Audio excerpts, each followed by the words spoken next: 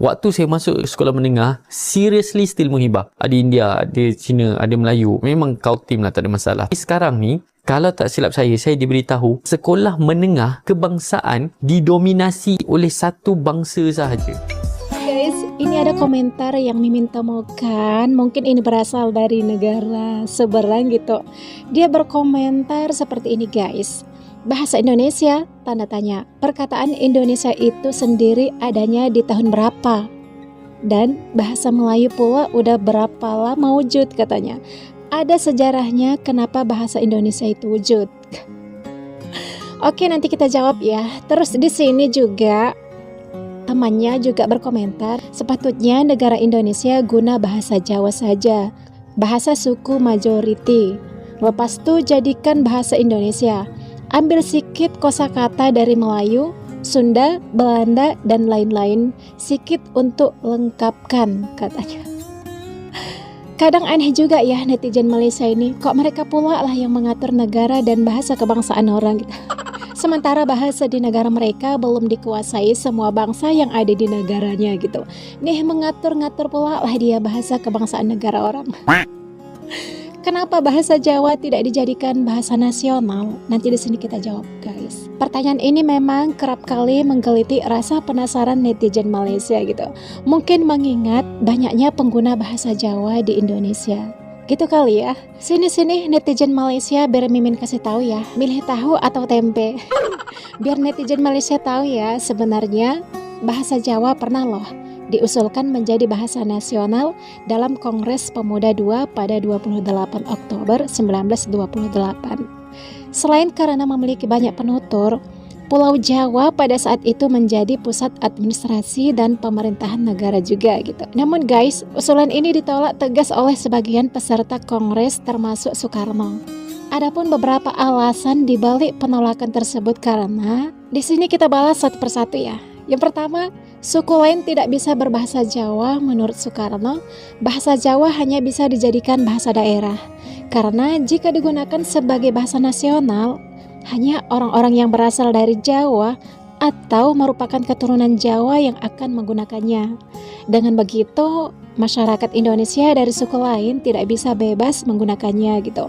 Mereka juga harus mempelajari bahasa Jawa terlebih dahulu, yang tentunya membutuhkan waktu gitu guys. Kayak di Malaysia lah kita lihat bahasa kebangsaan mereka bahasa Melayu. Ya otomatis suku Melayu aja lah yang menggunakan bahasa mereka gitu. Sementara Cina dan India belum tentu semuanya bisa berbahasa Melayu. Benar nggak? Sekolah menengah kebangsaan didominasi oleh satu bangsa sahaja. Baru-baru ni saya balik ke ada satu sekolah tu lah. Tak perlu disebutkan mana sekolahnya tuan-puan. Sebab itu sekolah menengah saya sebelum saya masuk ke MRSM. Waktu saya masuk sekolah menengah, seriously still Muhibah. Ada India, ada Cina, ada Melayu. Memang kau tim lah, tak ada masalah. Sekarang ni, kalau tak silap saya diberitahu sekolah menengah kebangsaan didominasi oleh satu bangsa sahaja.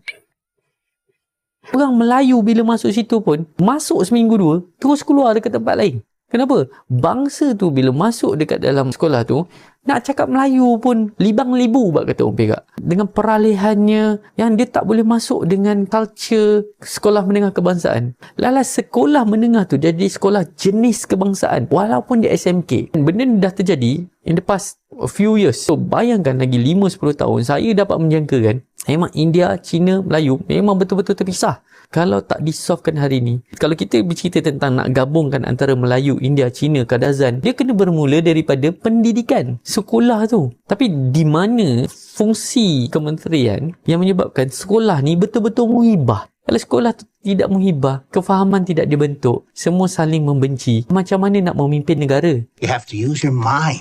Bangsa mana nak memimpin tu? Satukan semua orang bermula daripada sekolah. Saya kira pasti insyaAllah. Melayu, India, Cina, Kadazan, Iban, Sabah, Sarawak tuan-puan, dia macam sup. Dalam sup tu ada daun sup, ada rempah ratus dia, kena ada ayam, kena ada daging ke, kena ada sup yang menyebabkan semua rempah ni dicampur bau sedap. Ini kalau sup tu air garam. Sup tu tak sedap. Malaysia Allah dah bagi luar daripada lingkaran gunung berapi, luar daripada lingkaran gempa bumi. Masya Allah, Allah dah bagi nikmat super banyak kat Malaysia ni. Saya sokong kepada Muhibah dan saya sokong kepada kepimpinan mengikut kepada orang ahlinya, tapi semua tu kena bermula daripada sekolah. So saya harap ada berlaku perubahan lah, especially kat sekolah saya sedih sikit lah. Cuba tulis kat komen, tak apa benda yang paling korang ingat waktu kat sekolah dulu. Banyak orang lahir di Malaysia masih tidak pandai berbahasa Malaysia.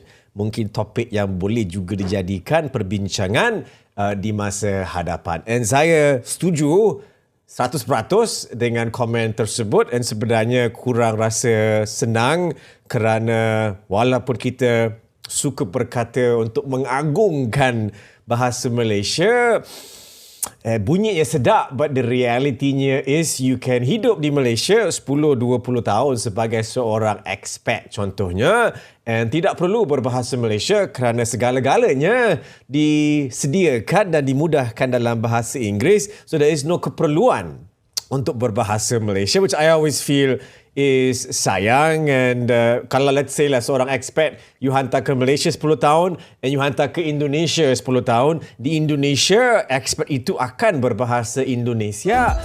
Terus guys, kedua, ada tingkatan bahasa dalam bahasa Jawa. Perlu diketahui bahwa bahasa Jawa memiliki tingkatan bahasa, yaitu ngoko, krama madya, dan krama inggil. Ketiga tingkatan itu menunjukkan kesopanan seseorang terhadap lawan bicara gitu.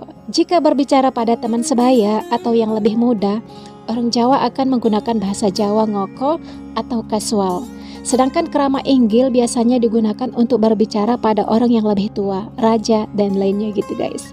Dengan adanya tingkatan ini, bahasa Jawa dianggap tidak cocok dijadikan bahasa nasional.